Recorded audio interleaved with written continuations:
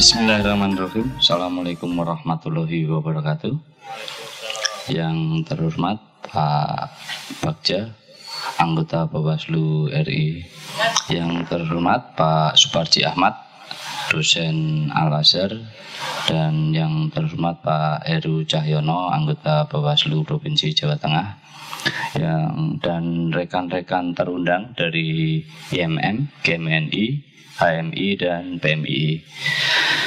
Selamat sore, puji syukur alhamdulillah kita panjatkan kehadirat Allah Subhanahu wa taala atas rahmat hidayahnya pada kita semua sehingga kita masih diberi kesehatan, keselamatan di tengah pandemi Covid-19 yang masih mewabah di Indonesia.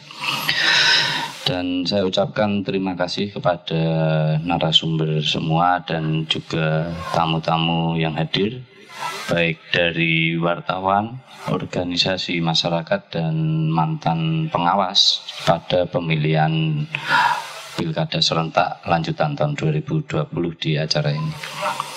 Dan acara ini kita laksanakan untuk masih mensosialisasikan terkait dengan pelaksanaan pemilu. Dan mungkin ini adalah sebuah hal baru terkait dengan sengketa, baik itu sengketa proses maupun sengketa pemilihan maupun pemilu. Dan ini kita kemas untuk acara santai ya, berdiskusi santai sambil kita menghilangkan kesibukan kita di kota. Makanya kita ambil daerah yang agak minggir dari suasana bisingnya kota. Dan kami harapkan nanti di sini kita bisa membuka pencerahan baru terkait dengan apa-apa terkait dengan pemilu dan pemilihan. Mungkin itu sambutan dari saya, ada kurangnya mohon maaf. Wabillahi taufik wal hidayah. Wassalamualaikum warahmatullahi wabarakatuh. Waalaikumsalam.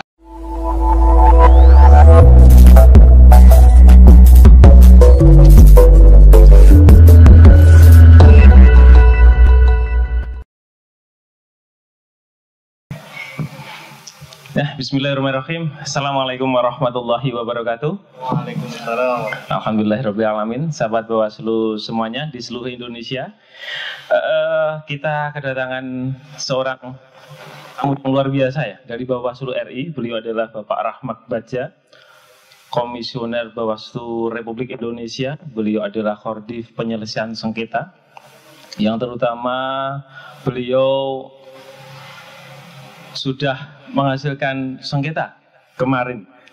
Wah, sengketa yang menyelesaikan sengketa di Pilkada 2020. menyelesaikan sengketa, saudara semuanya.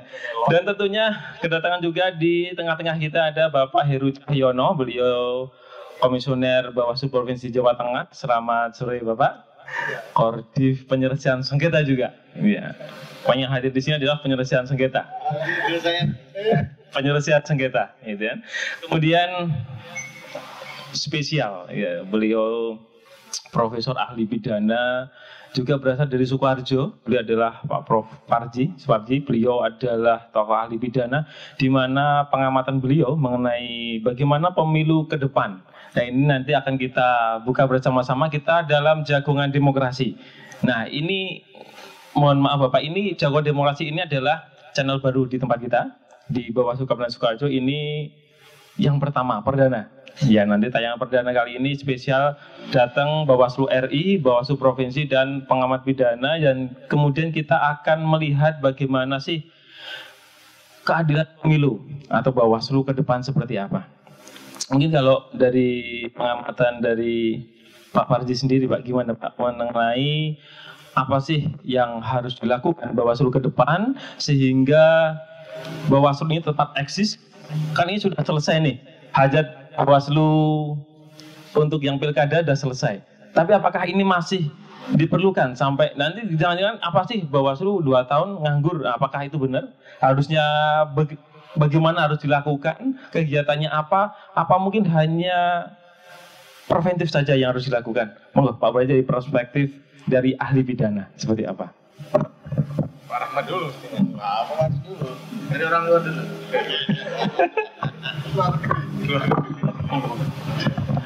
Baik, Bismillahirrahmanirrahim. Assalamualaikum warahmatullahi wabarakatuh. Waalaikumsalam. Pak Rahmat, Pak Heru, dan teman-teman komisioner Bawaslu Sukoharjo. Ini jagongan demokrasi. Biasanya kan jagongan tuh jagongan manten gitu ya. Kita berarti ngobrolin tentang demokrasi. Tadi pertanyaannya, gimana Bawaslu ke depan? Apakah masih memiliki urgensi eksistensinya atau tidak? Dan kalau kita kaitkan dengan topik kita, obrolan jagongan kita sore hari ini tentang keadilan pemilu, maka menjadi sebuah keniscayaan kehadiran dari Bawaslu itu. Tinggal persoalannya adalah bagaimana Bawaslu itu berhasil mentransformasikan keadilan pemilu secara otentik. Jadi bukan keadilan pemilu secara prosedural, tapi betul-betul adalah secara substantif.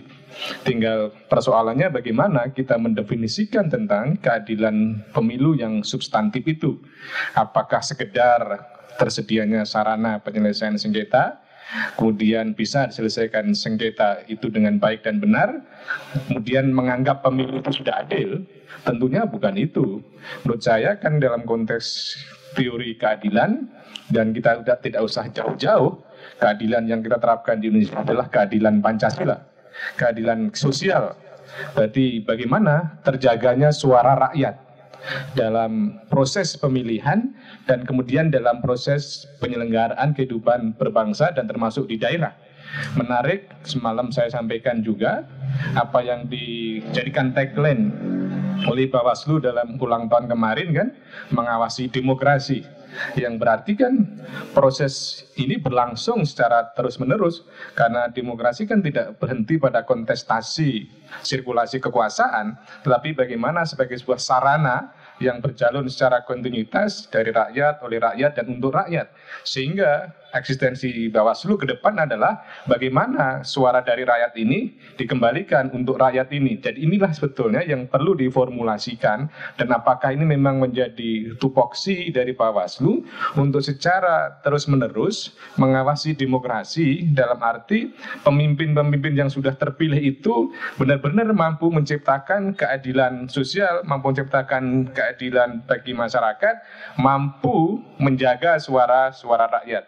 Jadi kembali ke pertanyaannya tadi, menurut saya Bawaslu eksistensinya sangat diperlukan, tetapi publik masih menanti tentang peran-perannya secara produktif, secara kontributif, sehingga kemudian tidak sekedar sebagai pilar yang mengawasi, tetapi berikan makna yang secara signifikan suara rakyat itu terpenuhi, sehingga demokrasi sebagai sarana untuk mewujudkan kesejahteraan rakyat, sebagai tujuan akhir dari kita hidup berbangsa dan bernegara, sebagai sila akhir dari Pancasila itu benar-benar termanifestasikan secara real. Gitu. Bagaimana Pak Baja kalau ini? Tadi kan disampaikan oleh Pak Baji kan menanti bagaimana peran Bawaslu setelah ini. Nah, kalau kita ini setelah pilkada selesai, kita masih yang terdekat adalah ini ada pemilu lagi Pak, nanti perkiraan 2024 ini. Nah, bagaimana sih persiapan yang harus dilakukan oleh Bawaslu setelah pilkada selesai? Apa yang dilakukan untuk menuju ke pemilu 2024 ini seperti ini? Silakan Pak Baja. Terima kasih. Assalamualaikum warahmatullahi wabarakatuh. Teman-teman semua, Mas Eko, Mas Heru, Mas Bambang, Mas RB juga, ada Mas RB, Basuki dan Mas Muladi juga, Mbak ya. Satu lagi, cukup sudah ya, nggak nambah kan? Alhamdulillah, tadi Mas Parji menerangkan tentang bagaimana sebuah proses yang harus diawasi dalam demokrasi yang kemudian menentukan eksistensi sebuah lembaga. Sampai sekarang eksistensi Bawaslu yang sudah 13 tahun ini, yang ABG ini, sudah mulai agak terlihat. Jadi sudah mulai terlihat bagaimana pembentuk undang-undang itu mengharapkan Bawaslu ke depan. Karena undang-undang pemilu tidak ada revisi, maka sepertinya cita-cita untuk membentuk sebuah lembaga itu termaktub dalam undang-undang pemilu. Karena di undang-undang pemilihan sudah tidak ada tentang bentuk lembaga, kan sudah ditutup sebenarnya di undang-undang pemilu. Oleh sebab itu seharusnya undang-undang pemilihan yang diubah. Pemilu nggak usah diubah, karena kalau pemilu diubah nanti kotak Pandoranya kebuka nih.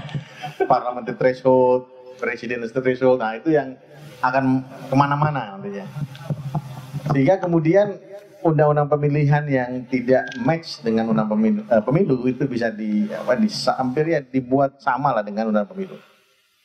Akan tetapi sampai sekarang belum ada revisi itu, sehingga postur yang diberikan dalam pembuat undang-undang yang telah dijalankan adalah bagaimana sebuah lembaga pengawas itu bertindak sebagai lembaga yang mempunyai kewenangan kuasi judisial. Kalau kami sebut sebagai kuasi judisial. Dia bukan peradilan, akan tapi mirip-mirip pengadilan. Semi pengadilan. Semi iya, tapi tidak pengadilan. Karena pada dasarnya Bawaslu ini bukan lembaga peradilan. Kalau lembaga peradilan pasti harus ada di dua puncak kekuasaan kehakiman. Pertama di MA atau di Mahkamah Konstitusi. Pilihan itu. Selain itu tidak mungkin. Oleh sebab itu kita sebut sebagai kuasi peradilan. Sehingga kemudian sampai sekarang ya bentuk kuasi peradilan ini itu terlihat dalam proses adjudikasi. Proses adjudikasi inilah yang bentuk kuasi, yang sebenarnya bentuk kuasi. Agak bingung ketika kita ngomong tentang pengawas, hanya mengawasi saja. Kalau diartikan mengawasi, tidak ada kewenangan untuk mengeksekusi terhadap bentuk pengawasan, itu jadi masalah. Karena yang diharapkan oleh pembentuk undang-undang, kita harus bisa eksekusi. Apa contohnya? Bisa diskualifikasi, salah satunya. Bisa kemudian melakukan kerjasama untuk penyelidikan, penyidikan dan penuntutan bersama dengan teman polisi dan kejaksaan dalam sentra Gakumdu itu. Kemudian bisa menyelesaikan sengketa yang seharusnya langsung masuk ke pengadilan tata usaha negara, kemudian Bawaslu melakukan prosesnya terlebih dahulu. Kalau dalam konteks hukum administrasi atau praktek hukum administrasi, kita sebut ini sebagai bentuk keberatan, ya, bukan banding administrasi. Kalau karena banding administrasi itu masuk dalam pengadilan tata usaha negara atau pengadilan tinggi tata usaha negara. Nah itu yang terlihat. Nah bentuk posturnya itu bentuk kuasi peradilan untuk menjawab pertanyaan Mas Pasi. Eksistensinya di situ ke depan. Jadi banyak yang mengatakan bahwa ini bentuk mahkota. Kenapa? Karena pengawasan itu, proses mengawasi, mencegah itu, jika tidak bisa dicegah, maka harus tindak. Jadi konteks pengawasan adalah bentuk pencegahan dan penindakan. Bukan mengawasi. Bukan mengawasi itu seluruhan, baik pencegahan maupun penindakan. Itu diartikan dari Badan Pengawas Pemilu. Oleh sebab itu memang kalau dalam bentuk kata Badan Pengawas Pemilu, nanti akan jadi masalah. Biasanya pengawas itu akan melaporkan kepada lembaga yang akan melakukan eksekusi. Contohnya BPKP itu melaporkan kepada pemerintah untuk melakukan eksekusi terhadap pelanggaran administrasi yang dilakukan oleh pejabat di lingkungan pemerintahan terhadap masalah anggaran. BPK terhadap seluruh kekuasaan negara, lembaga-lembaga negara yang ada. Nah, kalau Bawaslu tidak hanya melaporkan, juga ada dua kekuasaan yang melakukan eksekusi terhadap hal itu. Menurunkan itu sebenarnya bentuk eksekusi. Kalau kita hanya melaporkan, ya eksekusinya nggak boleh Bawaslu. Harus hanya Satpol PP. Tapi Satpol PP atau KPU seharusnya dalam undang-undang, kalau kita lihat yang melakukan eksekusi itu sebenarnya bukan Bawaslu, seharusnya KPU. Tapi tidak pernah KPU melakukan eksekusi, ini yang paling kecil saja. Melakukan eksekusi untuk penurunan alat peraga. Kalau kita ngomong undang-undang, alat peraga itu dieksekusi penurunannya oleh teman-teman KPU atas rekomendasi Bawaslu atau atas putusan Bawaslu. Nah kemudian karena tidak bergerak, Bawaslu berpikir untuk gimana keadilan bisa terbentuk. Hal-hal kecil seperti ini sudah tidak bisa dieksekusi. Oleh sebab itu dibentuklah namanya nanti adjudikasi, dan juga adjudikasi baik dalam sengketa proses maupun dalam bentuk pelanggaran administrasi. Begitu Mas Eko, ke depan itu ya ini akan diperkuat ke depan. Jadi ke depan Mas Parji akan melihat Bawaslu yang agak berbeda dengan Bawaslu periode 2012-2017 dan 2008-2012. Iya. Kenapa berbeda? Karena dulu bentuknya banyak rekomendasi. Yang melakukan eksekusi adalah pihak lain, Iya. bukan Bawaslu. Sekarang Bawaslu ikut serta dalam melakukan eksekusi. Begitu Mas. Mungkin ada keterbatasan nggak Pak dari Bawaslu? Contohnya seumpama ini, ya ini kalau ini lebih pas dari Pak Parji ini Pak Parji. Jadi seumpama ada kasus pidana seperti itu, kasus pidana, tentunya kan ada pemanggilan. Kita Bawaslu itu ada keterbatasan waktu. Nah, waktu yang dibatasi waktu yang begitu singkat. Kemudian mungkin dari kontestan sendiri sudah, sekarang kan kontestan sudah nggak bodoh-bodoh lagi, sudah pinter-pinter bagaimana mungkin ngakali atau mungkin mengsiasati dari undang-undang sehingga waktunya dihabiskan. Nah, di Bawaslu ada keterbatasan, salah satunya adalah tidak ada upaya jemput paksa. Bagaimana dengan kalau menurut perspektif dari ahli pidana? Itu Bang. Ya, saya kira memang itulah sebuah realitas yang terjadi dan menjadi problem dalam proses pelaksanaan pengawasan maupun penindakan yang harus terkendala dengan institusi lain. Misalnya tadi disebut Gakumdu ya, antara lain kejaksaan dan kepolisian.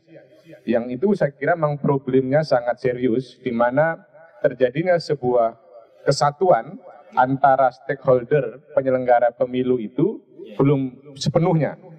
Ego sektoral itu masih nampak, sehingga tadi disampaikan bagaimana seharusnya KPU yang melakukan eksekusi tapi tidak dilaksanakan. Atau demikian pula ketika ada sebuah perkara yang ditangani dalam suatu rumpun Gakumdu tadi itu juga tidak mudah untuk mempertemukan adanya proses penyelidikan maupun penyidikan atau kemudian penuntutan. Nah, disinilah sebetulnya kalau sekiranya dilakukan sebuah rekonstruksi, mestinya ya Bawaslu itu kalau mengambil sebuah peran lebih totalitas, misalnya ya seperti KPK misalnya, dalam arti bahwa peran itu memang dilaksanakan sendiri sehingga kemudian tidak tergantung dengan lembaga lain gitu loh. Kalau KPK ini kan misalnya melakukan penyidikan, bahkan penuntutan sendiri. Tetapi yang jadi problem kan misalnya KPU melakukan pengawasan, kemudian penyidikan dilakukan oleh polisi, terus kemudian penuntutan dilakukan oleh jaksa. Nah ini kan menemukan tiga instrumen ini kan tidak mudah. Ya, jadi seharusnya ini menjadi satu kesatuan peran dari Bawaslu, sehingga tidak tergantung dari lembaga lain. Nah ini rekonstruksi dalam konteks undang-undang atau kemudian Bawaslu, saya kira kalau hanya Bawaslu tidak memadai. Tinggal bagaimana nanti kesepahaman antara tiga institusi tadi, tapi konsekuensinya logis adalah tentunya bagi Bawaslu sendiri harus meningkatkan berbagai kompetensi, berbagai sarana dan prasarana sehingga peran-peran itu bisa dilaksanakan. Ya, ini kalau sudah masalah peran-peran Bawaslu tentunya salah satunya itu menegakkan keadilan, kan gitu, keadilan pemilu. Nah, sedang untuk di Jawa Tengah sendiri Pak Heru, di Jawa Tengah sendiri bagaimana Pak Heru untuk peran-peran Bawaslu di dalam pasca pilkada itu, apakah ini masih bisa dilanjutkan untuk proses-proses apa saja sih yang harus dilakukan oleh Bawaslu Provinsi Jawa Tengah untuk mencapai keadilan pemilu untuk persiapan di 2024 ini? Baik. Terima kasih. Assalamualaikum warahmatullahi wabarakatuh. Selamat sore pimpinan, Pak narasumber kita Mas Eko. Sebenarnya saya tadi begitu masuk itu saya tertarik dengan apa yang menjadi sambutan daripada ketua tadi kan. Di tengah kita situasi yang capek begitu, tegang begitu ya, kita jagungan demokrasi sambil santai kan gitu. Tapi saya lihat kok jadi berat gitu kan. Bahasa serius kan gitu kan. Saya jadi takut ini kan, ada pimpinan gitu. Baik, jadi yang jelas begini ya, untuk menanggapi apa yang disampaikan oleh Mas Eko tadi bahwa bagaimana soal peran-peran yang bisa dilakukan oleh Bawaslu Provinsi Jawa Tengah. Saya kira sengketa ini adalah salah satu bentuk ya nyata atau yang real, bentuk real daripada kewenangan yang dimiliki oleh Bawaslu ya dalam keadilan pemilu ya. Mengapa? Paling tidak di sana ada ukurannya, Mas Eko ya. Yang pertama bahwa dalam proses penyelesaian permohonan sengketa itu pelaksananya jelas ya. Kemudian yang kedua adalah prosesnya jelas dan kemudian putusannya juga ada jelas gitu. Final mengikat Pak ya. Ya ini menjadi bahasan lain antara undang-undang pemilu dengan undang-undang pilkada, beda bunyinya kan begitu. Tapi artinya ada kejelasan tiga itu. Artinya begini. Jadi ketika kita berbicara soal sengketa, pelaksananya jelas. Artinya ini sengketa pemilu. Siapa pelaksananya? Bawaslu jelas. Tidak ada lembaga negara lain yang memiliki kewenangan dalam proses sengketa pemilu ya, bukan sengketa yang lain Mas Eko ya, sengketa rumah tangga dan segala macam bukan ya, ini sengketa pemilu. Jadi jelas bunyi-bunyiannya adalah bahwa yang punya kewenangan itu adalah Badan Pengawas Pemilu. Kemudian terkait dengan prosedur, tadi Pak pimpinan kita Pak Kodip Sengketa itu sudah menjelaskan ya. Di sana ada prosedur-prosedur terkait dengan adjudikasi dan segala macam. Tetapi yang jelas karena proses pemilu ini harus selesai pada setiap tahapan, maka dalam proses permohonan sengketa itu juga harus dibatasi oleh waktu. Nah, jelas yang saya maksud di situ adalah 12 hari itu clear di sana disebutkan. 12 hari kerja? Ya itu teknis lagi di pilkada sama ini ada lagi ya. Kalau di pilkada tentu kita berbicara soal harinya adalah hari kalender ya. Nah, kalau di pemilu harinya hari kerja, clear itu ya. Nah, di situ 12 hari itu artinya menjamin kepastian juga. Jadi ketika seorang pemohon mengajukan permohonan sengketa dengan pelaksananya siapa, mekanisme siapa juga jelas. Demikian juga putusan ya. Putusan dari permohonan sengketa pada akhirnya Bawaslu di ujungnya, di akhirnya itu harus membuat sebuah putusan ya. 12 hari itu harus selesai Mas Eko. Sehingga ada kepastian di sana terhadap permohonan sengketa yang diajukan. Itu saya kira hal yang masih menjadi harapan buat kita terkait dengan bahwa pemilu ini bisa diselenggarakan lebih baik kan begitu. Terus kemudian terkait dengan pertanyaan Mas Eko tadi yang bagaimana dengan di Jawa Tengah. Nah ini terutama pada masa non tahapan ini kita Bawaslu Provinsi Jawa Tengah khususnya divisi penyelesaian sengketa. Saya ulangi, divisi penyelesaian sengketa, bukan divisi sengketa ya. Itu kita punya program ya. Yang program itu kita buat secara reguler dan kemudian masif. Ya. Jadi kita di Provinsi Jawa Tengah itu membuat satu tema dan kemudian deskripsi temanya, lalu kemudian kita rakorkan itu. Nah setelah itu teman-teman kabupaten kota harus mengeksekusi terhadap tema dan deskripsi tema yang kemudian harus dilakukan oleh teman-teman kabupaten kota dengan terlebih dahulu memberikan kesempatan kepada teman-teman kabupaten kota untuk berkonsultasi ketika terjadi kesulitan itu. Karena ini masa non tahapan ya, jadi kita nggak bisa kemudian berkegiatan yang ada kaitannya dengan tahapan. Lalu di akhir daripada itu Mas Eko, kemudian kita ada kewajiban buat teman-teman melakukan eksekusi. Lakukan itu melalui semua platform media sosial yang ada.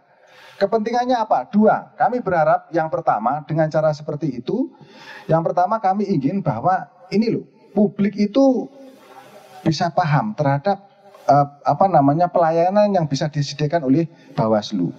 Kan selama ini kan seringkali kita masih menemukan bahwa ketika peserta pemilihan atau peserta pemilu itu ada persoalan begitu kira-kira, itu yang penting datang ke kantor Bawaslu. Sebenarnya tidak ada gambaran itu apakah ini soal sengketa, apakah ini soal pelanggaran, itu nggak ngerti. Yang penting saya diperlakukan zolim begitu, tidak adil begitu kira-kira. Lalu kemudian yang penting saya datang aja ke kantor Bawaslu. Menjadi persoalan kita ya ketika kemudian datang ke kantor Bawaslu itu mereka sebenarnya awalnya itu mau konsultasi. Biasanya ya ketika konsultasi seperti itu mereka nggak mau ditemui sama staf. Yang menemui itu harus pimpinan. Kalau di Sukoharjo misalnya, saya mau ketemu sama Bambang misalnya, saya mau ketemu sama Eko misalnya.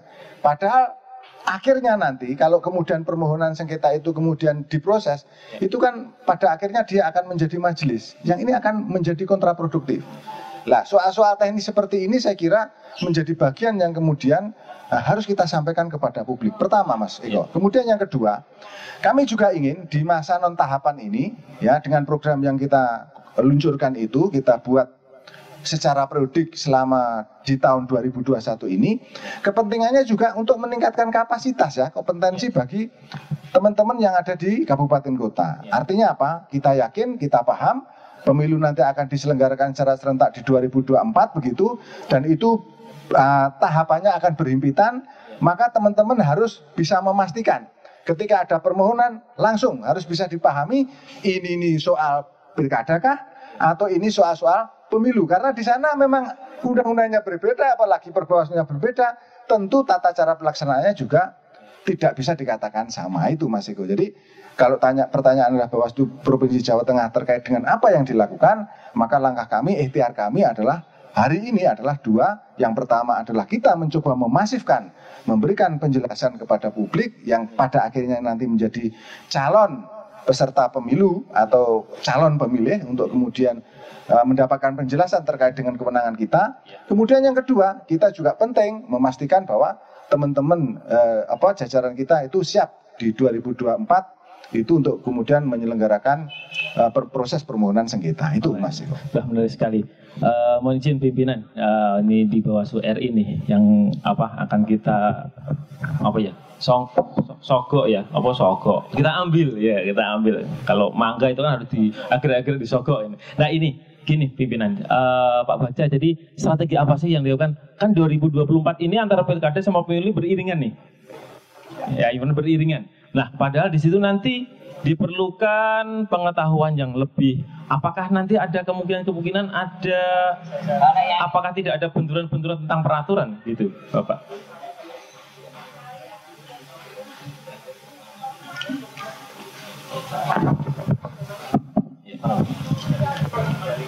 Kalau benturan pengaturan kemungkinan insya Allah tidak ada. Ya, benturannya tidak ada. Akan tetapi di pengetahuan teman-teman yang membenturkan itu bisa. Karena kebingungan memilih entah ini pemilihan atau pilkada, pemilihan atau pemilu.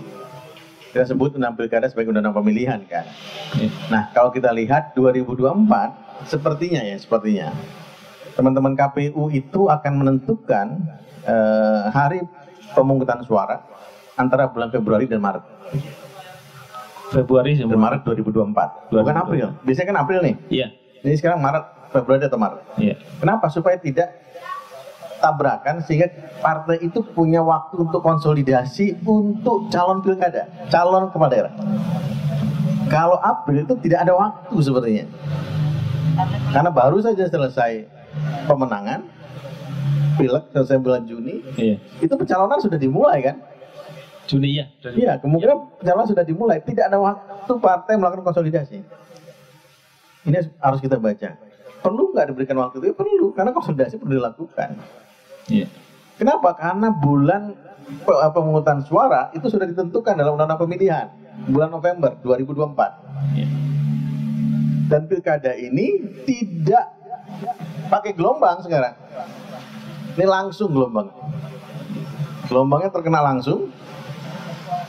Jadi teman-teman, nanti pilkada ke depan bulan November tahun 2024 itu akan berlangsung pemilihan bupati, wali kota 514 kabupaten kota seluruh Indonesia. Plus pemilihan gubernur 34 provinsi seluruh Indonesia dalam pemungutannya dalam satu hari. Nah, kampanyenya juga demikian. Sudah kebayangkan Mas Eko? Nah itu Mas Eko, mengerikannya seperti itu. Karena kemarin kan masih ada waktu, masih ya ada yang kebagian pilkada, ada yang enggak. Sehingga persiapannya teman-teman provinsi mungkin masih siap. Sekarang udah nggak ada waktu lagi. Oleh sebab itu, tahun 2021 ini adalah tahun persiapan. Makanya agak sulit juga kalau Bawaslunya tidak berkesinambungan. Bukannya kita minta ini ya, tidak punya perspektif yang sama gitu loh. Enggak inilah. Tapi ya harus ada kesinambungan minimal dalam bentuk peraturannya berkesinambungan. Jadi ada legasi yang diberikan dari periode ini ke periode selanjutnya. Dan kalau waktu yang digunakan adalah minimal 20 bulan atau 22 bulan, berarti bulan Agustus atau September 2022 itu sudah mulai tahapan. KPU mengenai 26 bulan. Berarti bulan Februari tahun 2022 itu sudah mulai tahapan, teman-teman. Wah, sama mepet sekali itu. Tidak mepet. Kenapa tidak mepet? Itu lebih baik. Karena kita punya persiapan waktu yang lebih lama. Teman-teman ini kan nyantai biasanya kalau nggak ada jadwal yang teragenda nggak nyantai dia. Tapi begitu ada jadwal yang teragenda, agak deg-degannya mulai. Nah, oleh sebab itu tahun 2021 dan tahun 2002 ada tahun peningkatan kapasitas sumber daya manusia, baik komisioner maupun staf. Karena menghadapi para pemohon dan para pengadu dan masyarakat itu staf. Komisioner Bawaslu Mas Eko di depan nama ketika kampanye, jarang di depan. Panwascam yang perlu kita didik nanti. Oleh sebab itu waktu untuk Panwascam, BIMTEKnya harus lebih lama. Nah, 2022 sudah mulai. November 2023 itu mulai tahapan pilkada. Ketika itu tahapan kampanye pemilu dimulai. Atau lagi berjalan, Anda bisa bayangkan. Ngurusin NPHD, kalau NPHD-nya masih diletakkan pada Pemkab dan Pemprov, agak meriah. Negosiasi NPHD di tengah teman-teman KPU menyelenggarakan kampanye dan Bawaslu mengawasi kampanye. Ini faktor ini harus dihitung betul. Padahal harus dibedakan ini yang dipakai ini pakai undang-undang pilkada atau pemilu seperti itu masih ada. Ya masih undang-undang pemilu karena pilkadanya masih tahapannya masih NPHD. Dan yang lebih agak ini bulan Mei 2023 teman-teman Bawaslu Kabupaten Kota seluruh Indonesia, Mas Papi, itu seleksi.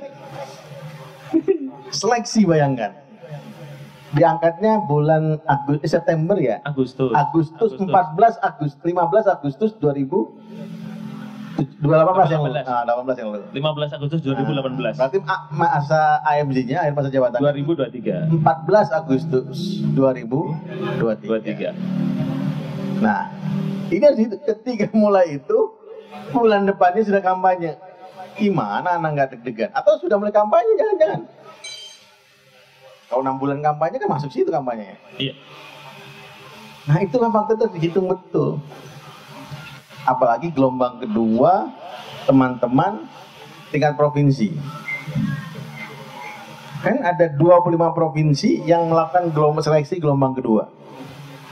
Nah, yang kasihan teman-teman KPU. Kenapa? Karena seleksinya itu bisa-bisa ya dilakukan atau akhir masa jabatannya 5 hari sebelum pemungutan suara atau 2 hari sebelum pemungutan suara.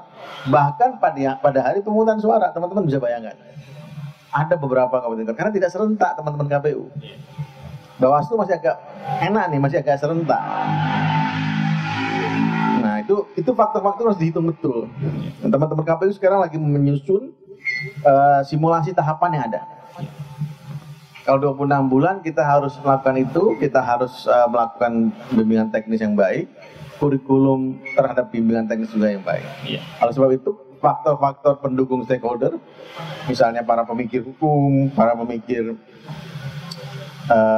sosial politik pemilu, itu sangat penting untuk membantu teman-teman penyelenggara. Karena strukturnya agak berbeda. 2024 itu teman-teman, kita melakukan hal yang luar biasa pada 2019, dan hal yang luar biasa lagi pada 2020 karena pilkada di tengah pandemi. 2019 5 kotak suara. Tapi di 2024 itu lebih dari luar biasa. Karena 5 kotak suara pada bulan Februari Maret dan seluruh kabupaten kota plus provinsi pada bulan November 2024 pada tahun yang sama. Itu masih sengketa di MK, sudah mau mulai tahapan pencalonan. Anda bisa bayangkan itu. Kalau seperti itu gimana Pak Parji untuk masalah persiapan peraturan perundang-undangan? Apabila harusnya bagaimana? Disiapkan terlebih dahulu atau nah ini sebagai pengamat ini harusnya bagaimana? Monggo. Pertama kan sebetulnya pemilu serentak itu bagian dari kelanjutan putusan MK yang ada konstitusionalitasnya tentang pemilu serentak tadi itu. Dan kemudian kan itulah kelebihan dari MK yang tidak ada ruang kritik, ruang keberatan publik kan itu loh, yang sudah menjadi titah dewa yang dilaksanakan di negeri ini kan itu. Padahal simulasi kompleksitas tadi sudah disampaikan oleh Pak Rahmat, dan di 2019 yang kemarin saja seperti itu sudah berapa ribu orang yang meninggal dunia, berapa orang yang masuk rumah sakit, apalagi nanti ini juga akan terjadi serentak. Itu sebetulnya tingkat teknis kompleksitasnya. Pada sisi yang lain adalah sebetulnya yang harus dilakukan oleh Bawaslu, bagaimana memastikan ya filosofi dari pemilu serentak itu terlaksana dengan baik, yaitu tidak sekedar efisiensi atau kemudian efektivitas, tapi adalah bagaimana kualitas demokrasi itu terwujud gitu. Jadi menurut saya tidak sekedar mensimulasi bagaimana teknis nanti ketika itu serentak, tetapi bagaimana kemudian secara mendasar, secara mendalam itu kemudian disiapkan oleh penyelenggara pemilu bahwa dengan pemilu serentak nanti semuanya akan lebih berkualitas gitu loh. Dan saya kira ini perlu dilakukan sebuah upaya secara sungguh-sungguh. Sejauh ini ketika bicara tentang pemilu serentak masih berkutat tentang persoalan-persoalan teknis yang akan dihadapi. Misalnya soal bagaimana identifikasi pemilih terhadap partai politik, kesempatan untuk melakukan sosialisasi dan lain sebagainya. Tapi lagi-lagi konteks keadilan pemilu sebagaimana diskusi kita ini belum sepenuhnya terwujud, selain ya keadilan dalam hal bentuknya menyelesaikan sengketa dan menyediakan ruang sengketa itu. Kembali pada pertanyaan Mas Eko tadi, apakah kemudian harus dilakukan sebuah perubahan dari undang-undang? Tetapi kan tadi sudah disampaikan bahwa jika itu dilakukan perubahan undang-undang, kotak Pandora itu akan terbuka dan banyak lain perubahan-perubahan akan terjadi, sehingga rasanya harapan itu kan kecil kemungkinan akan terrealisasi. Sehingga bagaimana memberikan solusi atas itu, atau kemudian jika itu terjadi, maka ya mau tidak mau bagaimana teknis dari penyelenggara pemilu itu menyiapkan kualitas sumber daya manusia, melakukan penyiapan penjadwalannya dengan baik, sarana prasarana yang memadai, karena persoalan pertanyaan undang-undang tadi sepertinya sudah kecil kemungkinan dilakukan revisi gitu. Oke, terima kasih Pak Badi. Sahabat Bawaslu Jagongan Demokrasi edisi pertama, edisi perdana kali ini menarik sekali, dan tentunya jangan lupa untuk sahabat Bawaslu semuanya di seluruh Indonesia selalu subscribe, like, share ya channel Bawaslu Kabupaten Sukoharjo di Jagongan Demokrasi. Kita lanjutkan lagi Bapak. Tentunya di dalam pemilu atau pilkada kali ini Bawaslu tentunya sebagai bukan salah satu-satunya pintu masuk untuk mendapatkan keadilan dalam pemilu atau pilkada. Nah, di sini sebagai pelaku bahkan yang menerima amanah dari rakyat untuk menegakkan keadilan ini, apakah ada yang harus dikembangkan lagi di Jawa Tengah seperti apa? Pak Heru. Ya, jadi sebelum saya menanggapi apa yang disampaikan oleh Mas Eko tadi, perlu kita kasih semacam garis bawah begitu ya, bahwa kalau kita melihat apa yang terjadi di 2024 itu tadi tentu banyak tantangan, kira-kira begitu.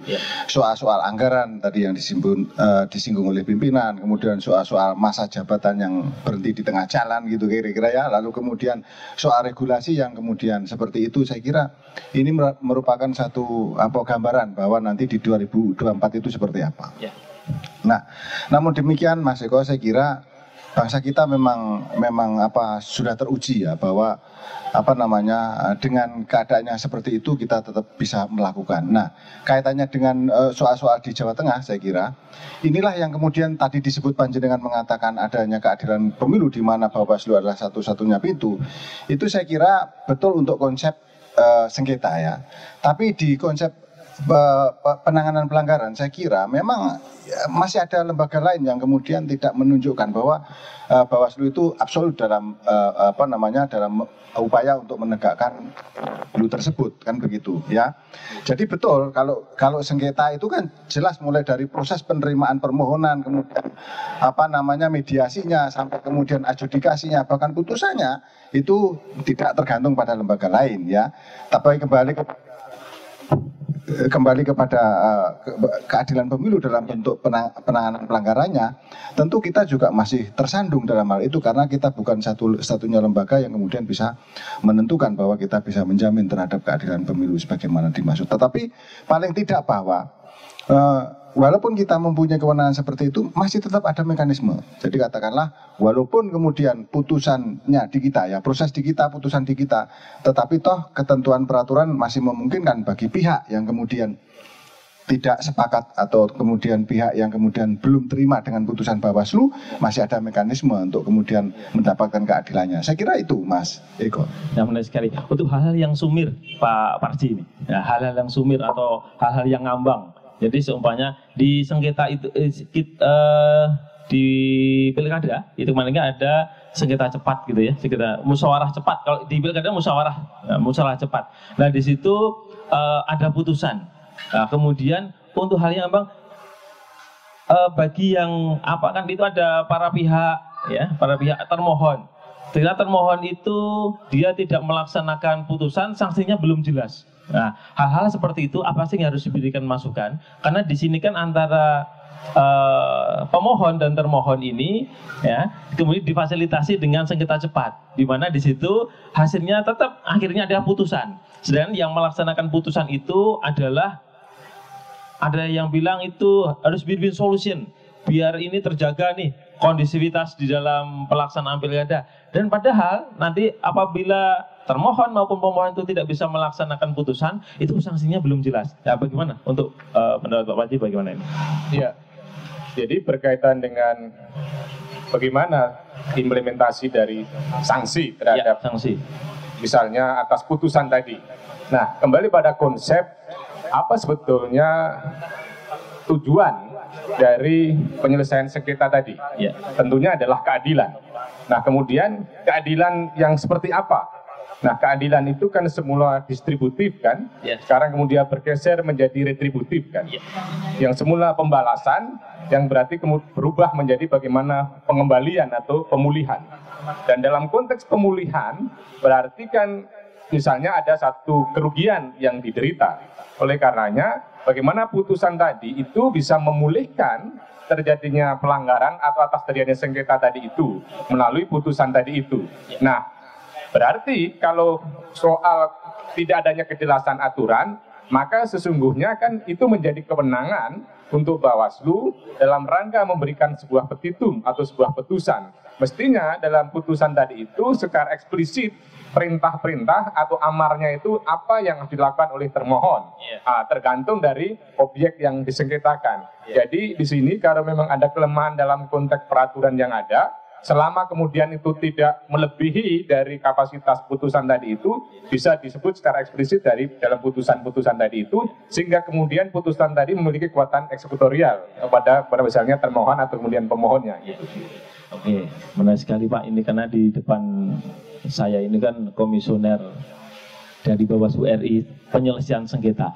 Adakah harapan-harapan dari penyelesaian sengketa ke depan itu akan menguat, kemudian menghasilkan putusan yang bagaimana harusnya bisa dilaksanakan oleh masing-masing para pihak, seperti di sengketa cepat itu, Pak Bagja? Silakan. Kalau kita lihat sengketa cepat, sebenarnya dua sengketa ya, Prof, jenis. Satu punya sengketa penyelenggara dengan peserta, satu dengan peserta. Yang kita sebut sebagai PSAP, punya sengketa antar peserta, yang dilakukan dengan cepat.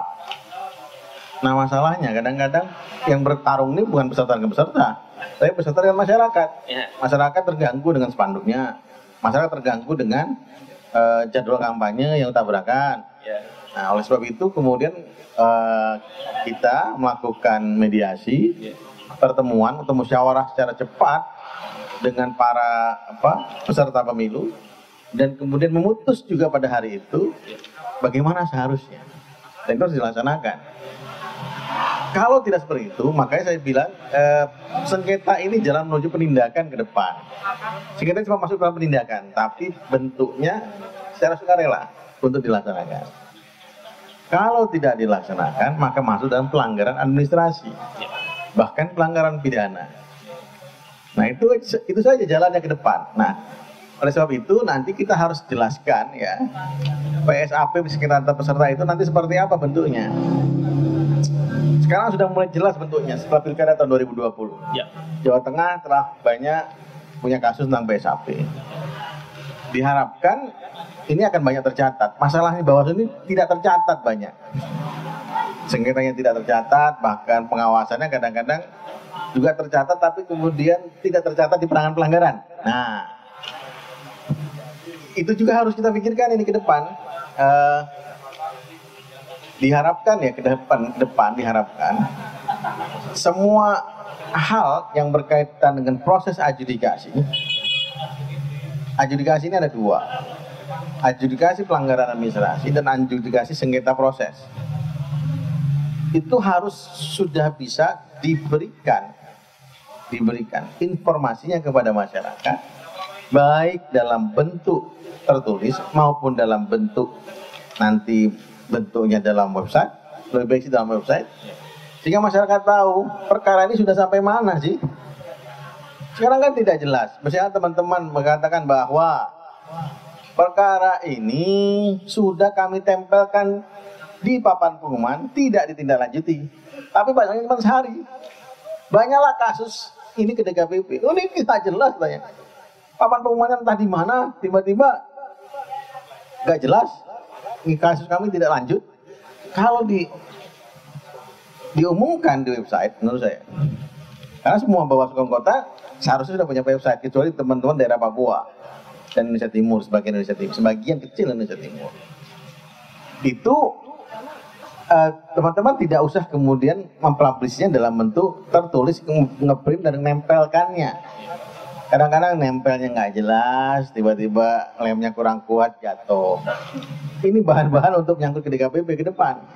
Oleh sebab itu ketika masuk dalam website, di hosting kapan, dan hosting itu berubah ketika ketika statusnya jelas, tidak terlanjuti, hosting 7 hari, selesai. Ada buktinya, selesai, orang bisa lihat. Orang nggak bisa ini lagi ke DKPP, nggak usah, udah selesai kok. 7 hari kamu sudah pasang. Nggak baca salah sendiri.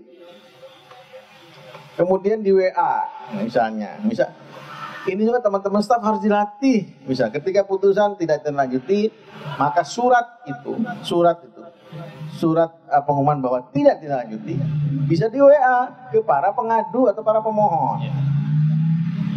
Tidak ada alasan lagi kita digugat. Masalah transparansi. Kalau saya mau ini transparansi di Bawaslu, salah satunya adalah di penyelesaian sengketa penyelenggara dan peserta. Kenapa? Kita sudah hosting perkara yang nomor berapa, siapa para pemohon dan termohonnya, perkara yang tentang apa, dan putusannya apa. Bahkan ada SIPS juga. Iya, itu kemudian masuk dalam sistem informasi penyelesaian sengketa. Nah itu sudah kita hosting. Anda mau apa? Masyarakat sudah jelas. Ini bahkan ini rencananya ya, kalau kita punya bandwidth yang kuat, proses adjudikasinya kita kasih link saja di media sosial, YouTube misalnya. Mau ini lihat rekaman YouTube tanggal sekian. Anda nggak perlu lagi download banyak kapasiti ini ya, kapasiti memorinya kan, karena langsung ngelink ke YouTube misalnya. Nah oleh sebab itu peningkatan kapasitas dalam pembuatan itu dilakukan di Bawaslu. Dan ini ketika Anda bisa melihat prosesnya, putusannya, menurut saya selesai. Untuk transparansi, akuntabilitas, dan itu adalah salah satu poin penting dari tujuan pemilu. Apa tujuan pemilu? Salah satu keadilan dan kemanfaatan. Oleh sebab itu, kita sudah memberikan, orang tidak bertanya-tanya lagi. Ini proses sampai perkara di mana? Nah ini kita harapkan mulai akan kita gerakkan di penanganan pelanggaran administrasi, perkaranya apa, ininya apa. Kemudian siapa yang diadukan, dipakai inisial pun tidak masalah. Tapi kalau sudah putusan pidananya ada ya sudah tidak pakai inisial. Nah, oleh sebab itu ya ini bentuk transparansi ke depan. Menurut saya Bawaslu harus. Nah itulah kenapa Bawaslu sebagai suatu lembaga yang mempunyai kewenangan kuasi judisial. Anda bisa lihat lah, ada pengadilan terbuka, bisa dicek di YouTube, kecuali MK ya, MK kapasitasnya banyak lah. Kalau kita kan MK hanya di pusat, Bawaslu itu ada 514 kabupaten kota yang punya website. Terus kita pikirkan itu. Rupanya kita mikir, oh, rupanya lebih besar ini kalau kita Bawaslu. Akan tetapi MK jelas lembaga peradilan. Kalau kita kan kuasi. Oleh sebab itu ini yang penting ke depan, ini sistem informasi di Bawaslu harus sudah lebih baik lagi dari sekarang. Kalau ini terwujud, saya kira kita nggak punya hutang kepada publik. Masalah transparansi.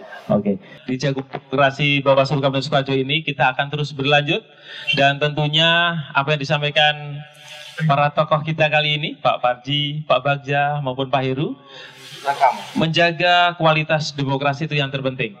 Dan tentunya bersama rakyat awasi pemilu, bersama Bawaslu tegakkan keadilan pemilu. Saya Eko Budianto, Bawaslu Kabupaten Sukoharjo. Mohon maaf apabila ada kesalahan. Saya tutup. Wassalamualaikum warahmatullahi wabarakatuh.